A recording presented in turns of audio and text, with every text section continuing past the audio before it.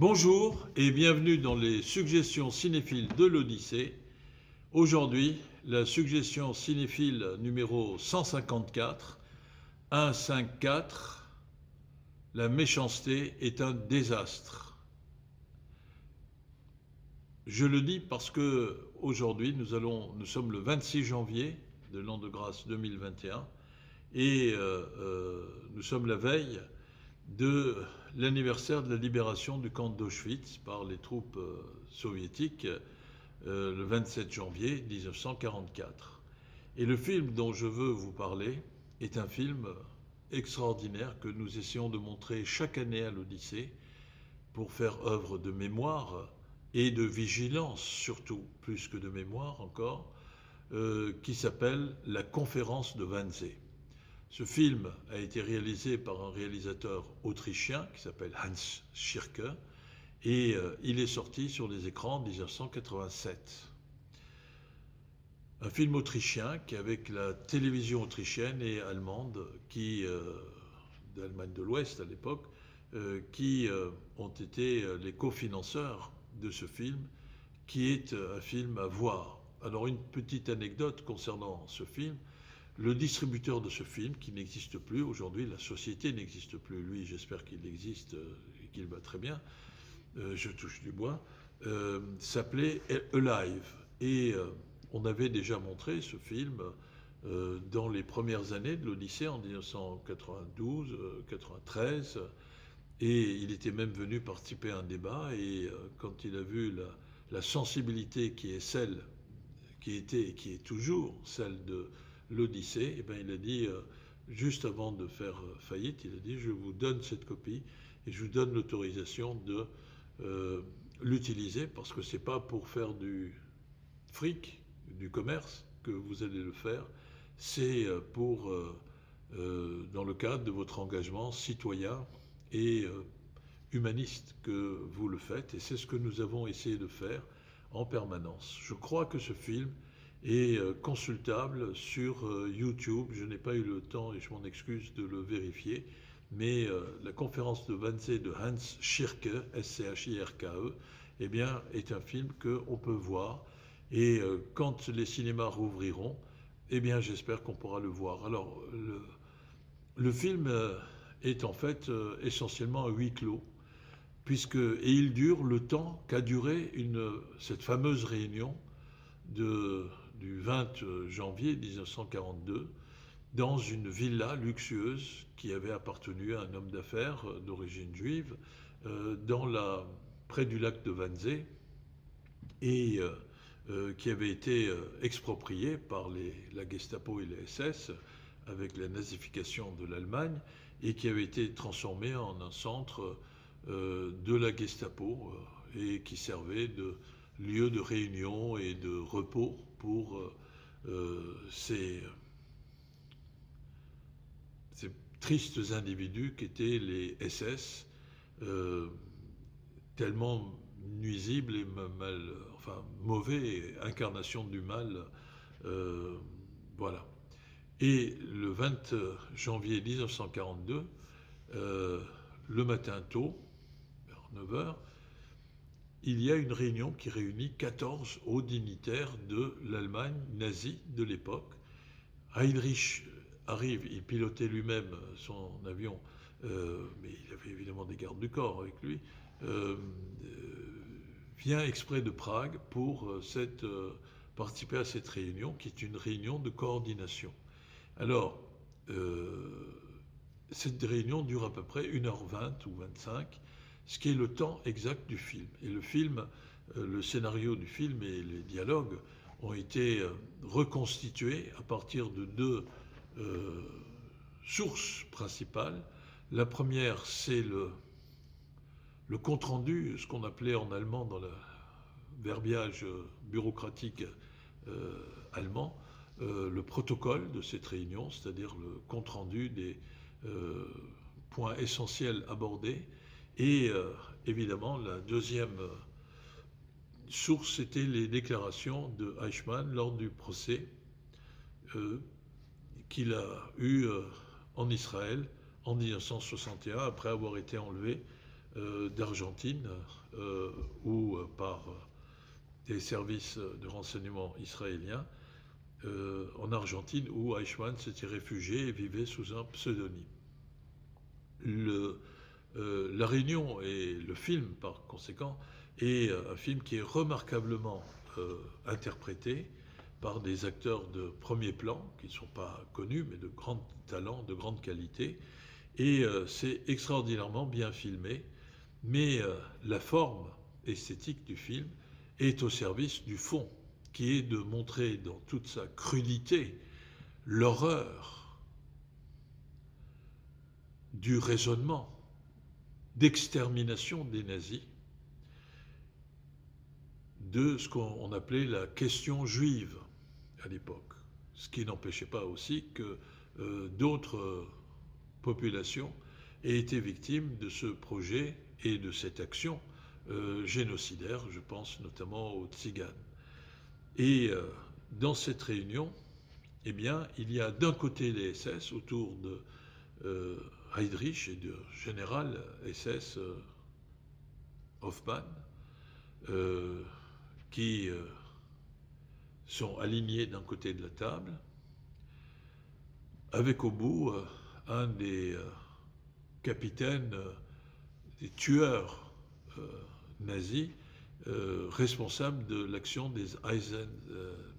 Einsatzgruppen, des groupes de destruction de juifs. Et de l'autre, il y a les représentants de la chancellerie, du ministère de la Justice, du ministère des Affaires étrangères, du gouvernement général de Pologne, deux représentants de Frank, qui sera jugé, qui était le représentant de Hitler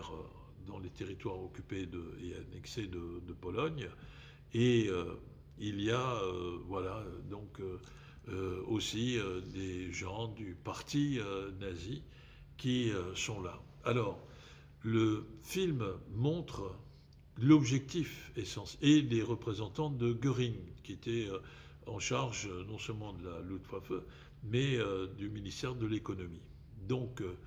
on est à un moment bien précis qui ne décide pas la destruction des Juifs. Pour reprendre le titre d'un livre d'un historien, Raoul Fiefenberg, qui est extraordinaire comme livre et que je vous recommande, mais qui a pour objectif de coordonner de façon industriellement rationnelle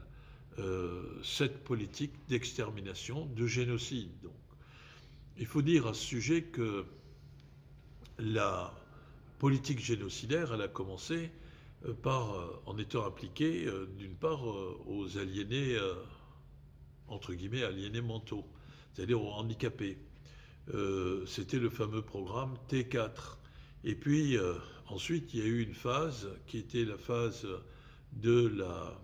Shoah par balle, comme l'ont dit les historiens, c'est-à-dire qu'on a exécuté notamment dans les territoires occupés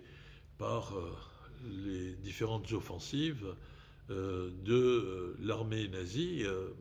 en Europe de l'Est, en Pologne, les républiques baltes, et puis évidemment, ça s'est encore plus intensifié avec la mise en application du plan Barbarossa, c'est-à-dire l'invasion de l'URSS à partir du 22 juin 1941. Cette période de la Shoah par balle, eh bien, posait quand même un tas de problèmes parce que même les tueurs qui exécutaient les populations civiles au revolver, au fusil, à la mitrailleuse, évidemment, ça avait une action qui était quand même éprouvante parce que ces gens-là, c'était pas des monstres venus d'ailleurs, c'était des gens qui avaient développé le potentiel de monstruosité, la fameuse banalité du mal qu'évoque Hannah Arendt à l'occasion du procès de Eichmann, eh bien, ça les perturbait évidemment de devoir tuer de façon répétitive, systématique, par fournée entière des gens, et que même cette extermination posait des problèmes, parce que les mitrailleuses pouvaient chauffer à blanc, s'enrayer, et tout cela supposait une action de répression qui était, pour reprendre les termes de Himmler lui-même, qui était désagréable et qui pouvait démoraliser les troupes exécutant ces basses œuvres quasiment indicibles qui étaient faites. Ensuite, il y a eu une deuxième période, la Shoah par camion à gaz, où on enfournait les malheureux martyrs dans des fourgons de camions, et les tuyaux d'échappement étaient, au lieu de rejeter le gaz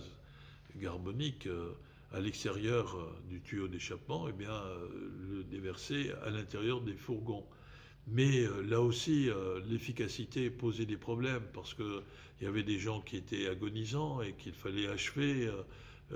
quand on les sortait des fourgons de camions. Et tout cela était là aussi éprouvant et démoralisant. Et à partir de 1942, eh bien, on est sur le point d'expérimenter les chambres à gaz, c'est-à-dire une autre méthode encore pour faire les choses entre guillemets, c'est un terme qui montre l'ampleur du cynisme de cette brutalité barbare et exterminatrice du nazisme pour régler la question juive. Eh bien, on les mettait en leur faisant croire qu'ils allaient prendre des douches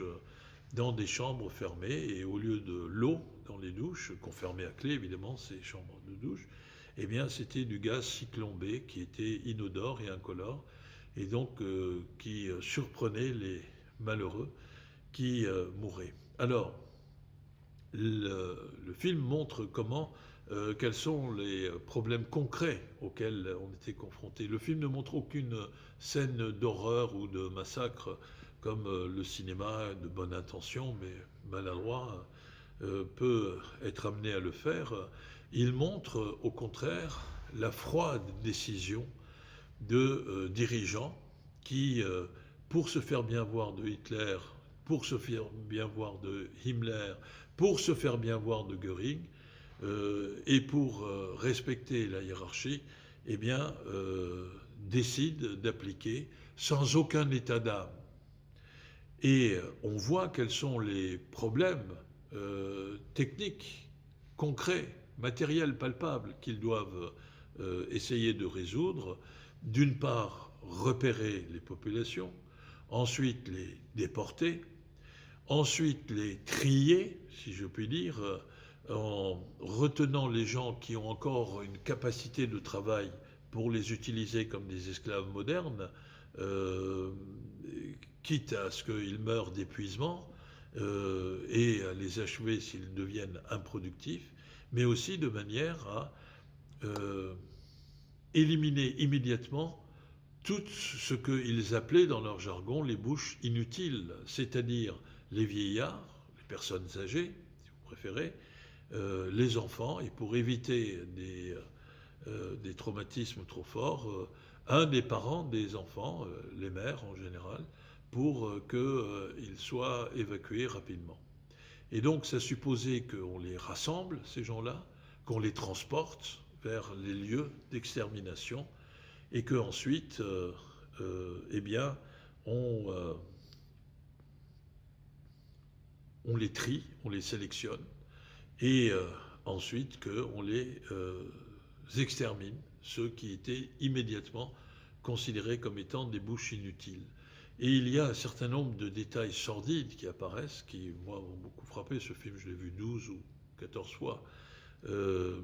Par exemple, au départ, on utilisait des trains de voyageurs.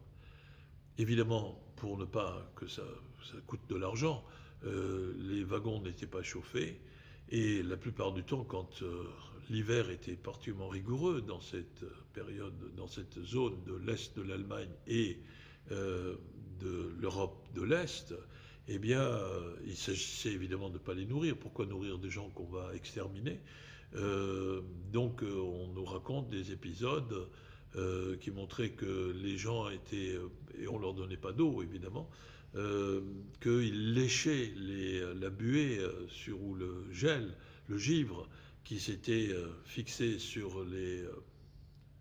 vitres des wagons, que le fait de les lécher entraînait avec le froid existant des gerçures, si vous voulez, dans les vitres et qu'elles explosaient, et que ces malheureux suppliciés, eh bien, ils mouraient de froid et que leurs cadavres étaient attachés, soudés en quelque sorte au fauteuil, qu'il fallait les enlever, les évacuer au démonte-pneus en quelque sorte, et que tout cela, c'était des problèmes réels, et c'est la raison pour laquelle on a préféré choisir des wagons de transport de bétail pour transformer toute cette foule malheureuse de martyrs qui sont venus constituer le cortège de cette incroyable opération de destruction des gens, de cet incroyable, pardon, incroyable génocide qui s'est mis en œuvre et qui a été développé avec la convocation, la mobilisation des moyens industriels les plus modernes de l'époque, de ce début des années 1940. Et en même temps, le film montre comment il y a dans cette dictature nazie ce que certains historiens ont appelé la polycratie, c'est-à-dire que certes il y avait une dictature, mais dans le cadre de cette dictature, qui désignait des cibles à éliminer, eh bien, il y avait, comment dire, des structures étatiques de l'appareil d'État qui étaient concurrentes. Donc ça faisait un peu désordre et ça nuisait à l'efficacité. Et donc, pour être bien vu de Hitler, eh bien, les SS, Himmler et Heydrich, son bras droit, excusez-moi, eh bien, ils avaient décidé de coordonner toute cette action et de manière à renforcer le poids dans cette polycratie de la structure SS à l'intérieur de cette dictature de barbarie nazie, utilisant les méthodes les plus modernes qui étaient à disposition à l'époque. Avec une espèce de fanatisme qui était absolument incroyable. On voit aussi qu'à un moment donné, même dans le fonctionnement de l'économie, eh bien, il y a des décisions à caractère idéologique qui, à un moment donné, deviennent, cherchent certes à assurer la rentabilité d'un processus de destruction, puisqu'il est dit dans le film très clairement qu'une fois que les gens sont gazés, ben, on les brûle les corps dans les fours crématoires et que, en même temps, on essaye de récupérer sur les corps, comme dans une opération d'équarrissage dans une boucherie, tout ce qu'on peut récupérer, les vêtements, certes, les lunettes, les cheveux, pour en faire des duvets, et la graisse de la peau pour en faire du savon. Et une fois qu'on les brûle dans les fours crématoires, eh bien, on récupère de l'eau chaude qui permet de chauffer les douches des gardiens des camps d'extermination et de concentration. On est vraiment là en train de parler de l'indicible. Et puisque je parle de l'indicible, le film montre aussi qu'il y a lieu de distinguer dans ce processus cauchemardesque et affreux, il y a lieu de distinguer plusieurs niveaux de signification. Il y a d'une part les faits, et les faits sont là, et c'est là qu'on voit toute l'abjection de ceux qui essayent encore de pratiquer le négationnisme en disant mais non,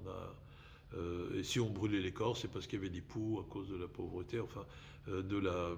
dureté, mais qu'est-ce que vous voulez, tout le monde souffrait, c'était la guerre, il faisait froid, il y avait de la pénurie, etc. C'est des discours qui sont évidemment abjects, au point que certains hommes politiques, à un moment donné, ont même se sont crus autorisés à dire, et ils ont été condamnés heureusement, dire que c'était une question de détail, n'est-ce pas ? Certes, l'objectif était de viser 11 millions de morts, d'obtenir 11 millions de morts, c'était l'ensemble du total du décompte établi par les services nazis, du nombre de juifs à exterminer. Et à l'arrivée, on est arrivé à quelque chose comme 6 millions, dont 1,5 million à Auschwitz, sur un seul site, n'est-ce pas? Mais il y avait plein de camps de concentration et d'extermination, évidemment, un peu partout, y compris ici, près de Strasbourg, dans les Vosges, où un affreux médecin nazi, professeur Hirt, avait décidé de faire des études pour déterminer la morphologie particulière du crâne de juifs bolcheviques, comme il disait, c'est-à-dire de juifs qui avaient une... Alors on mêlait tout, évidemment, d'une part l'appartenance à une confession religieuse, d'autre part une conviction politique, ceux qui étaient communistes ou jugés comme tels, et on a essayé d'en sortir des critères raciaux. Mais ça, c'était le côté, en plus du côté abject, c'était le côté absurde, évidemment, du racisme nazi. Et il y avait les faits, donc, et ceux-là, ils sont incontestables. Et il faut continuer à lutter. Et c'est là que la vigilance, plus que la mémoire, est nécessaire et reste une actualité permanente, je dirais, parce que l'humanité traîne ce boulet de ce péché qu'a été la politique génocidaire. Eh bien, et qui n'est pas le propre des gènes particuliers des gens appartenant à la communauté conçue comme une communauté raciale, d'ailleurs au départ, par les nazis, la communauté allemande. Ça serait aussi faire du racisme. C'était un processus politique, économique et idéologique qui était en mouvement, en marche, évidemment, et qui peut renaître avec d'autres formes à tout moment, bien, et se désigner des cibles différentes. Mais c'est cette même logique au nom de l'existence soi-disant de races supérieures qui justifierait l'élimination des races inférieures qui sont considérées comme nuisibles et dont la présence n'est pas souhaitée. Bien. Et donc l'actualité, elle est permanente. De cela et la vigilance aussi, une chose permanente. Et puis il y avait ce qu'on disait, et notamment l'utilisation d'euphémismes. On ne les exterminait pas, on les envoyait à leur destination finale. Cela s'appelait la solution finale. Le général Hoffmann, que j'ai évoqué avant, il n'arrête pas de dire, pour aussi le côté un peu lèche-cul du bureaucrate asservi, vis-à-vis de Heydrich, c'est très chic comme solution. Bon, donc, enfin, c'est désespérant comme chose. Et puis, il y avait les non-dits. Et les non-dits, c'était ce qu'on essayait de cacher à tout le monde.